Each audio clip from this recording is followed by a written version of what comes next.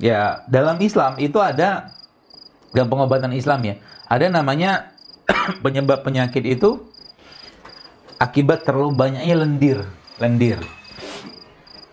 Ya, terlalu banyaknya lendir dalam tubuh. Maka saya beberapa kali udah saya posting gitu. Jadi saya sarankan kepada teman-teman ya, teman-teman yang bekerja di rumah sakit mungkin yang sekarang masih bertugas aktif katakanlah menangani rumah sakit rujukan atau dimanapun, jangan pernah tinggalkan ya, rempah-rempah ya yang bisa membuang lendir.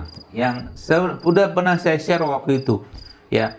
Paling sederhana itu ada beberapa resepnya. Kalau yang paling sederhana itu adalah bunga lawang sama kapulaga. Bunga lawang sama kapulaga. Ya, bunga lawang tahu ya. Bunga lawang sama kapulaga. Ya, kemudian atau kalau enggak juga Anda bisa pakai jahe, lengkuas, serai. Nah, itu resep buang lendir tuh. Kenapa? Lendir itu masalah kalau Anda yang kerja di ICU ya, kan jadi masalah tuh lendir. Nah, pertanyaan lendirnya dari mana gitu kan? Ini yang sering-seringnya itu orang nggak aware gitu kan. Ya, lendir yang muncul dari makanan-makanan yang bersifat dingin atau lembab. Ya, salah satunya minyak-minyakan. Jadi kalau mau kerja di rumah sakit, katakanlah mungkin di klinik, saran saya jangan coto Makassar dulu lah. Jangan coto Makassar dulu. Kenapa coto? Coto kan ada santannya. Ya, coto ada minyaknya juga. Ya, makan dikit, nanti pulangnya aja ya. Sebab nanti muncul lendir dari situ. Udah coto Makassar tambah lagi dengan nasi. Nasi juga lembab lagi, dingin lagi. Ya. Jadi kalau mau makan coto Makassar ya guyonan saya dulu. Ya. Ambil itunya jeruk nipisnya. Yang jeruk nipisnya diambil satu mangkok gitu kan. Nah, minta air air putih ya, hangat kepada yang di restoran itu. Nah, jeruk nipisnya diperes-peres. Nah, bawa madu dari rumah, aduk-aduk. Minum segelas, minum 2 gelas. Sampai badannya udah cukup dengan air, nah kita pulang dari tempat cotonya. Ini guyon aja. Ya, jadi itu makanan-makanan membentuk lendir ya. Tadi kayak tadi minyak-minyakan, tepung-tepungan ya. Kemudian juga makanan-makanan olahan. Dan yang menarik Bapak Ibu sekalian, ya. Bapak Ibu pernah mungkin semoga sudah, tapi mungkin belum ya. Makanan terbaiknya penduduk bumi ini sebenarnya sudah disampaikan oleh Rasulullah sudah ada di surga gitu kan. Jadi gini. Nabi menyebutkan ada beberapa jenis makanan atau minuman di surga. Ya, ada jahe, ada susu, ada khamar. Coba, di surga itu ada khamar yang tidak memabukkan.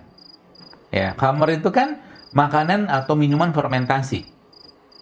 Ya, khamar itu kan dibuat kalau zaman dulu orang buatnya pakai batang kurma dibelah, kemudian masukin air, kemudian dimasukin kurma di situ, dipendam sekian lama, dia jadi fermentasi.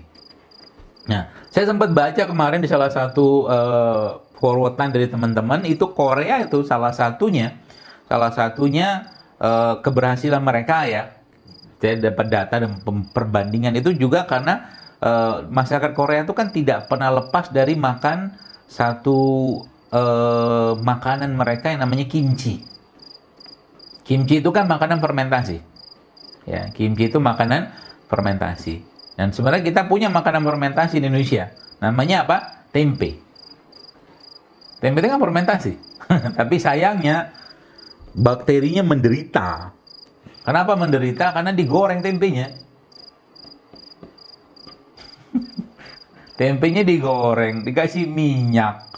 Makan pakai coto, ya udah lendir semua jadinya. Gitu. Nggak tahu saya di sana makan cotonya pakai tempe nggak sih? Jadi kalau mungkin secara simpel gitu kan. Bapak Ibu yang bekerja dan tidak bekerja juga, sekarang itu Masya Allah ya. Pagi-pagi itu bikin apa tuh namanya apa ya, bubur tempe. Saya pernah bikin, saya pernah buat tempe itu. Sekarang ada potong-potong dadu kecil-kecil gitu.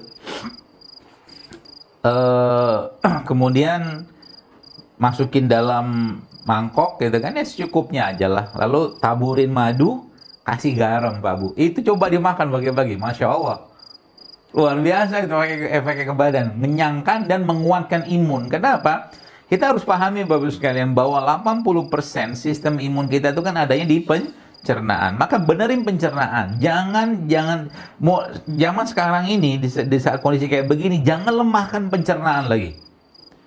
Kayak mungkin yang minumnya suka masih apa ya, minuman kemasan gitu kan, atau mungkin minuman tinggi gula, minuman olahan yang tidak sehat, itu Masya Allah Bapak sekalian, efeknya ke badan akan melemahkan.